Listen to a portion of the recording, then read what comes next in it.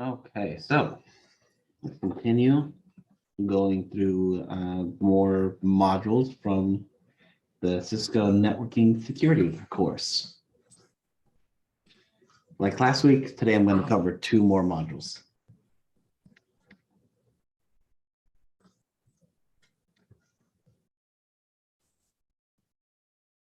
We first begin this one by covering some of the professionals who exist in these roles of security at the upper level. For example, the Chief Information Officer, the Chief Information Security Officer, Security Operations Manager, Chief Security Officers, Security Managers, Network Security Engineers. These are all people who have to stay up against the various attacks and the type of attacks that are going to hit their business or their organization. Everything from keeping their skills up to date to the latest threats, attending regular workshops, subscribing to real-time feeds regarding threats, looking for security news, and maintain familiarity with what their network looks like and what is on it. Like doing constant audits to see when and if there's a new device on the network. There are a number of communities that you can get yourself connected with to find out what's happening. For example, you have, okay, click going too fast.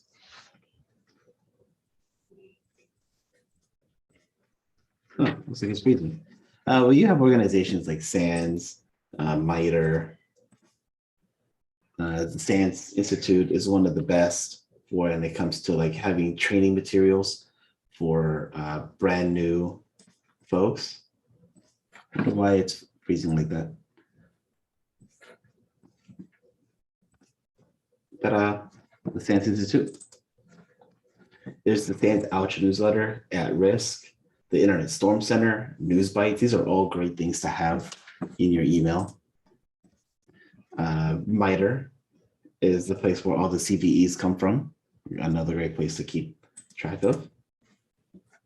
There's these like First, Security Newswire, ISC Squared. ISC Squared is where you can get like your CISSP, for example. Yes, MITRE does have the attack matrix, the attack and defend matrix. When it comes to certs, you can aim higher, like the GIAC, stuff from the IAC Squared, and ISACA, and so on. I am personally not a fan of EC Council over the treatment of women and minorities. And I know they've said that they've cleaned up their act, but I don't know.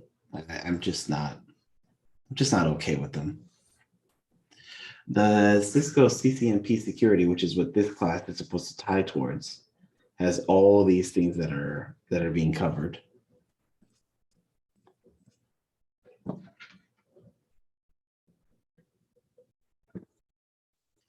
And as I said, this class is a mix of things from Security Plus.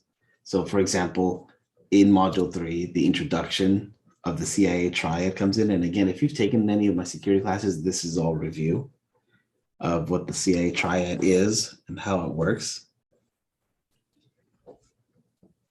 You know, the confidentiality of only the authorized individuals can access, integrity, the data is unaltered, and availability, it's available to those who have actual access.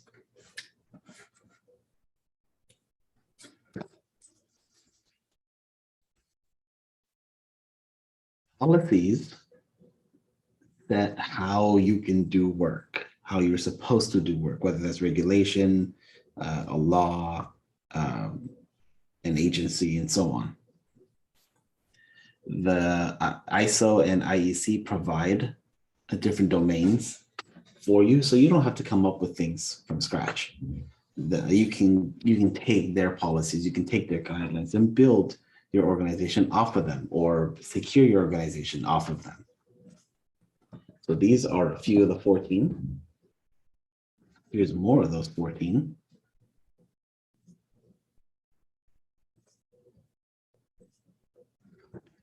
And two more that all are provided for you, so you don't have to reinvent the wheel. Policies are important.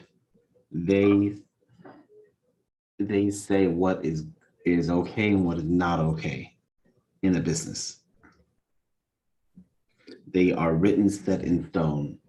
What the company will be doing, how the company is going to be executing its goals, its mission. These can't be adjusted. These are high level. These are solid. Solid things to follow, solid rules to follow. A guideline, not so much. A guideline or a best practice, that's at the bottom. But a policy is something you don't mess with. They define how things are going to happen. Diving further into security policies, you have these. Things like the acceptable use policy with what is okay to do on a work computer and what is not okay. What type of passwords are okay and which aren't. With bring your own device, working from home, everybody's using their own stuff. What is okay and what's not okay? Like, for example, keeping things backed up, having geolocation enabled in order to find the device should it get stolen.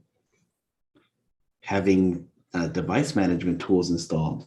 So yes, it'll stay up to date, but at the same time, it can be watched. As I said, there are regulatory and standards that you have to follow depending on what your business does. So for example, if you're dealing with anything credit card, you have to follow PCI DSS. If you're dealing with anything that's health related, you have to follow HIPAA. Sarbanes-Oxley for anything like banking and finance and so on. You have to know your business and what laws and regulations you have to follow.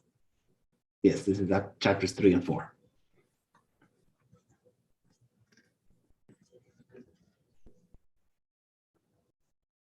Here's an interesting way of talking about security. You have your asset, which could be your data, could be your infrastructure. You have to protect it by adding layers of security. I honestly feel like I should have put a picture of Shrek instead. That would have gotten the same point across. And then the inverse is an artichoke. This one's new to me. Of threat actors peeling away layers until they get to the heart of the enterprise. That could be things like passwords, client-side attacks, getting through databases, and so on. I think either way works.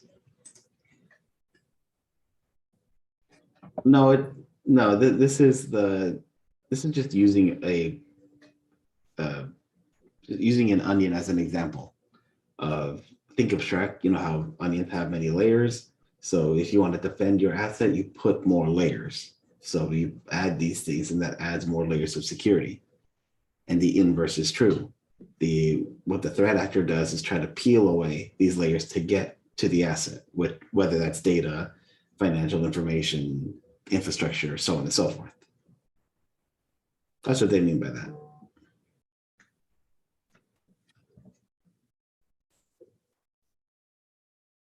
Yeah, onion is a little weird to use as an example, especially when we have things like the onion router.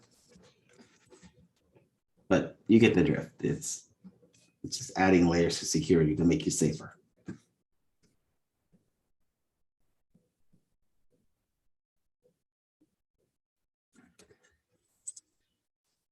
In order to be safer, we have to do some security testing.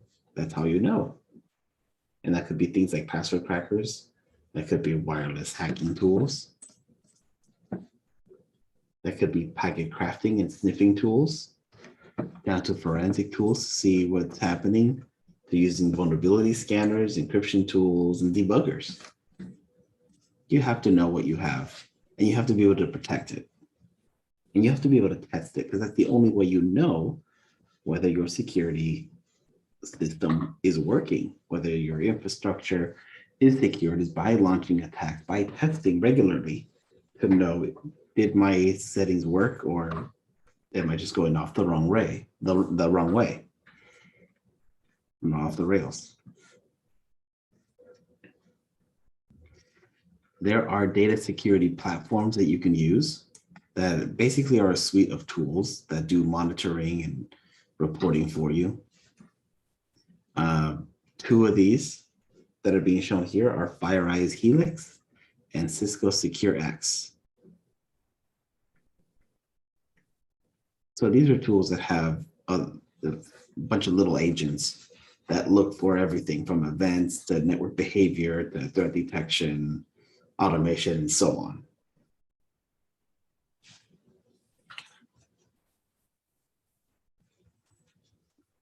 These are active.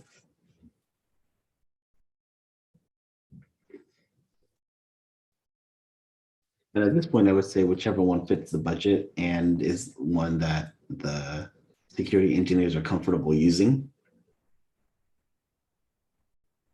Because you might find that SecureX doesn't meet all your needs and Helix does, or vice versa. Or maybe there's an open source product that does all this and your organization is okay with it.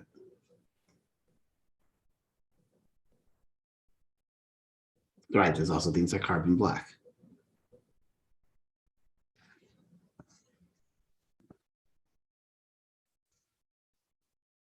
Just stick to one just because you see it.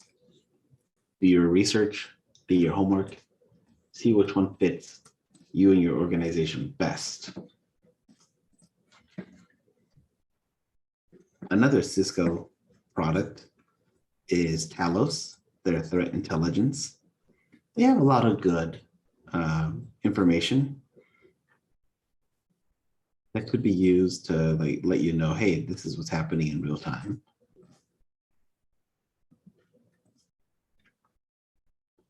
So from that, we go to mitigating common network attacks.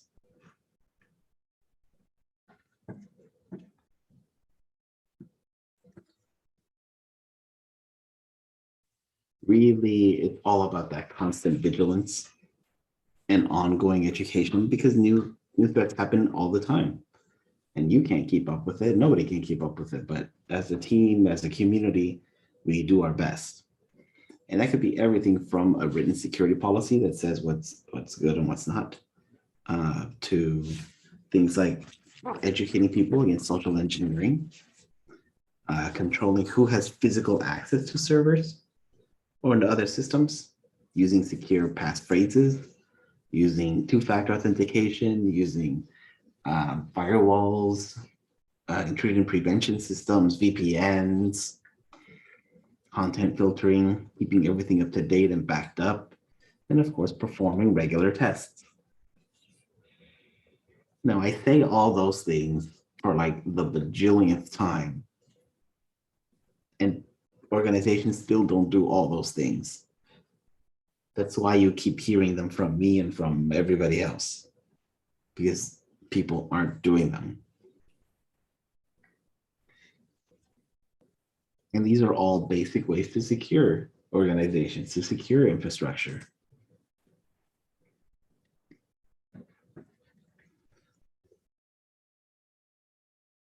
Honestly, I feel like a lot of businesses just take security like this, where, for example, they'll install antivirus and call it a day.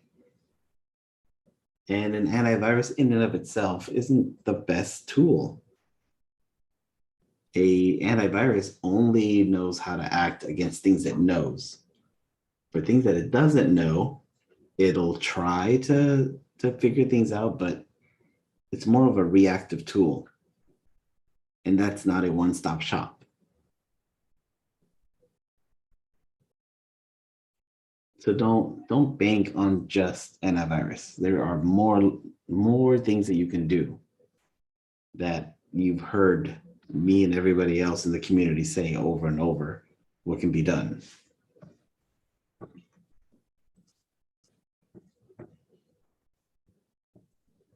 Here's a simple chart on what can be done for worms. Since they self-spread, you have to have a playbook of what are you going to do when a worm lands in your infrastructure. How are you going to contain it? How are you going to take care of it on the systems that were affected? And how do you treat all the others to make sure they're not vulnerable?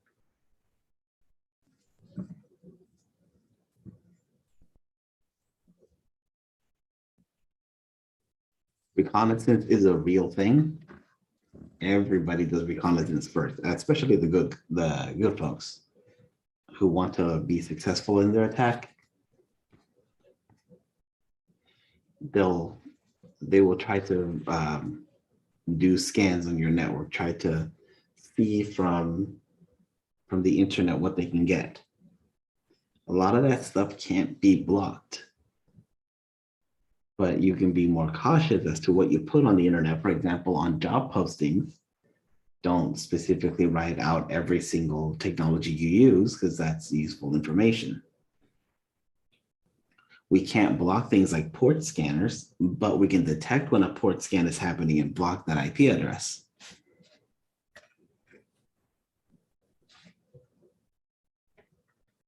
It sounds all like simple things, but these things aren't always implemented.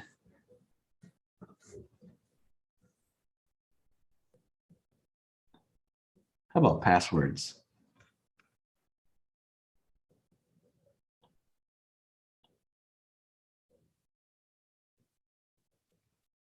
Always a pain, and yet the bane of our existence.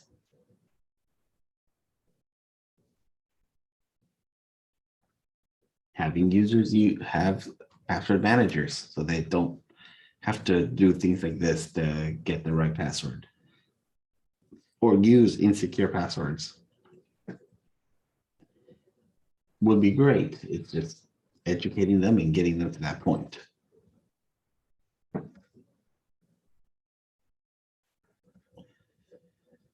DDoS or DOS attacks. Denial of service or distributed denial of service does the same thing either way. Just prevents, it's an annoyance. It prevents services from being used because they're so hung up on all these fake requests. There are tools that can help you fight against a DDoS attack, but you can't really stop them. You can divert them.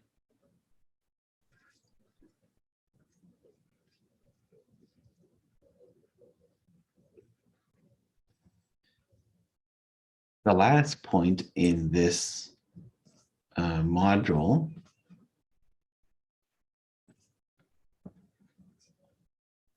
is the 3 planes as Cisco sees them for creating comprehensive guidelines to protect network infrastructure. You have everything in 3.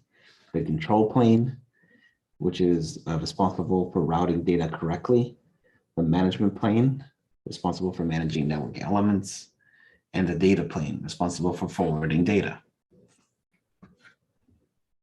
In the first one, we need to do things like routing protocol authentication to prevent a router from accepting fraudulent routing updates. We have the control plane policing, a specifically Cisco iOS features that let user control the flow of traffic that is handled by the route processor of a network device. And also auto secure. This can lock down the management plane functions and the forwarding plane services and functions of a router in case of a breach, in case of false routing being attempted.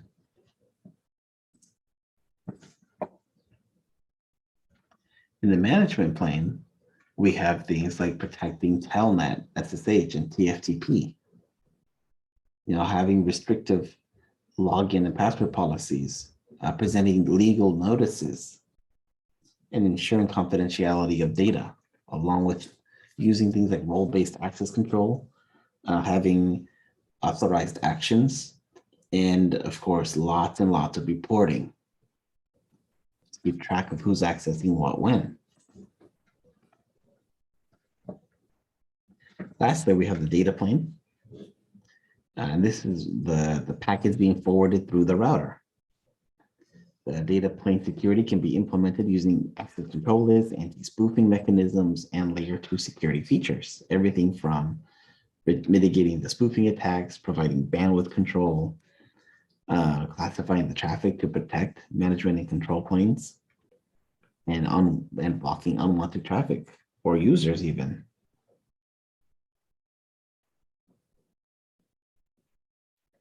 And there's tools already there in iOS like port security, DHCP snooping, dynamic ARP inspection, and IP source guard. Any questions before we move on to Module 4?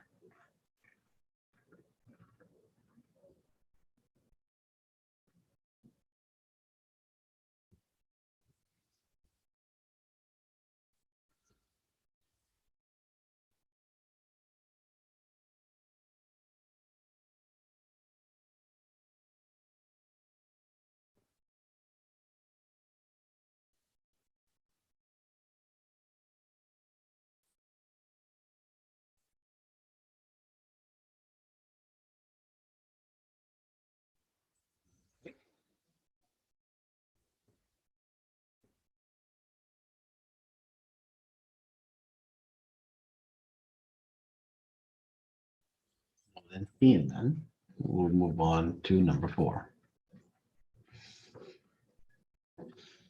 This one, I personally suggest seeing in the notes in the textbook, writing down these commands because they'll show up in things like the packet tracer labs. They'll show up in things like the that skills assessment final. You can always access help. I mean, that's just reality of life. But there's a number of commands to show up here that I've seen around.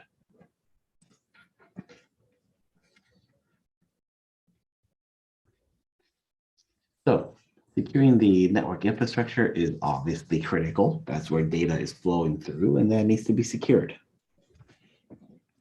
Everything that's in the untrusted should not have any unencrypted stuff. Anything that is trusted should still be encrypted, but at least we know the difference between what is ours and what is out and about.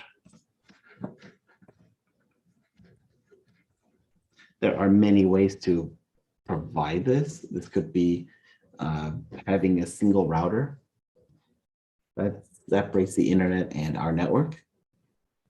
It could be having various devices on the network, like 2 routers and a separate firewall. Or it could be having a firewall with a DMZ.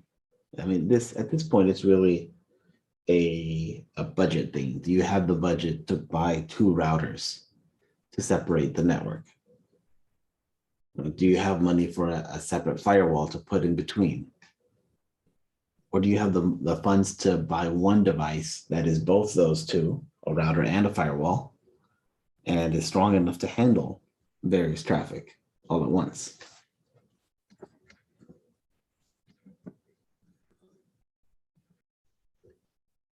For a router, we have 3 areas that have to be maintained. You have the physical, who has physical access, and how can people get physical access to the device? You have the operating system, like the availability of memory can help mitigate DOS attacks using the latest OS, can meet new features. Having a secure copy in case anything happens to the device is also important. And also hardening the router to prevent unauthorized personnel from having access, or disabling unused ports, disabling unnecessary services, and so on.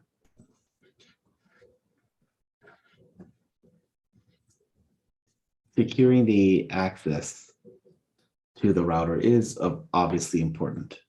Having the right users with only the permissions they need and nothing more, having the right legal notification, ensuring the confidentiality of data, all these things are important that have to be protected on this device. And also, how do they get access to it? Can they access it only in person? Like Facebook, when they had that outage not that long ago that affected Facebook, WhatsApp, and Instagram. Can technicians reach the router through SSH? Can they reach it through a modem? You know, how can we get to these devices? Determines how we need to secure them, and all methods should be secured. And here are some for Cisco.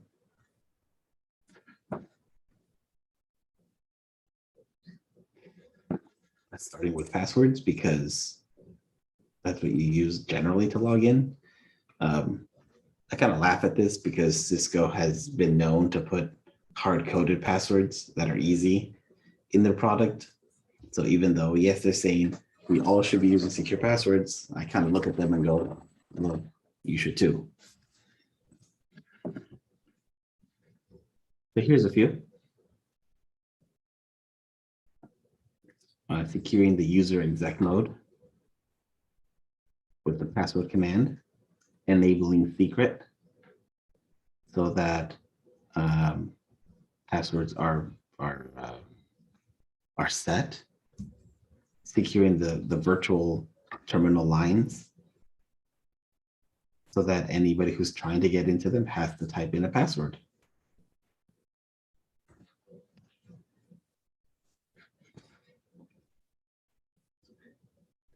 Enabling encryption. You know, that way all plain text passwords are no longer plain text. Setting that minimum password length and disabling brute force guessing, all important things. And these are the ways that you go about doing that.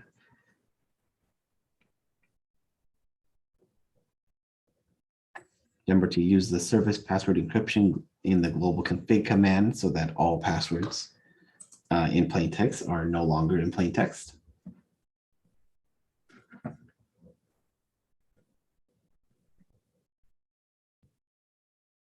Doing things like this will be helpful. Again, all things that you'll see later in things like the labs and the tests. Oh, please don't use MD5. That is old and outdated. Use things like SHA-256, please.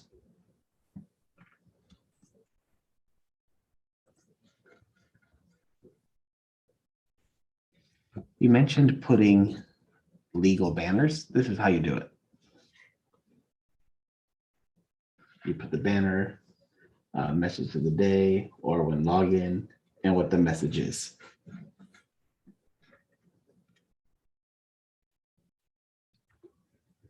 These all help in a court of law to show that, yes, indeed, you took the proper steps to let people know, hey, this is should be only accessible by authorized people.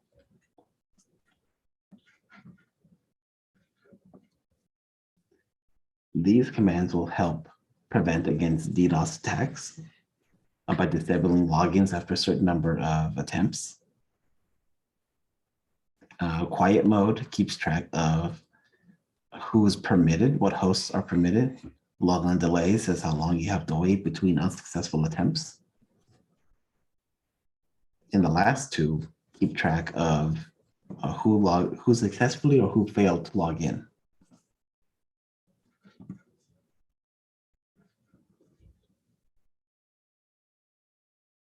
The login block for command again helps with DDoS or just DOS. There is the normal and the quiet mode. If it's in normal mode, it'll keep count of the number of failed attempts. If it's in quiet mode, it might just prevent all attempts from everywhere. Pretty cool.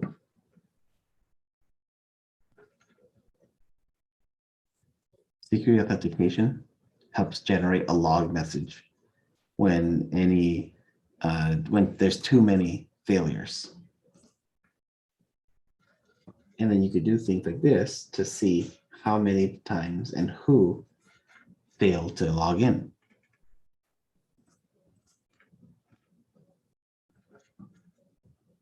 The last item in this lecture is SSH, which of course should be protected. Now, giving a unique device host name, the IP, creating a key, a key pair, and enabling it for inbound connections. Once it's up, you can verify by show IP SSH. You can set the timeout, or whenever there isn't any connection back and forth, just let go, which is again important that you don't want to keep doors open. That's how breaches can happen. To verify who's connected, you can do things like this, show SSH. You have a second device log in, and then you can see that, hey, there's a connection.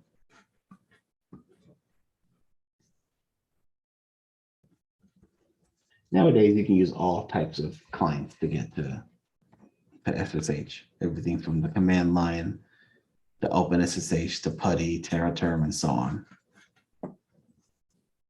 As long as you properly set up the security, you should be fine. Everything from the banner, access control lists, proper users and their secure passwords, and all of them are hashed so that it's not easy to reverse in case anybody gets the running configuration, and so on. Any questions?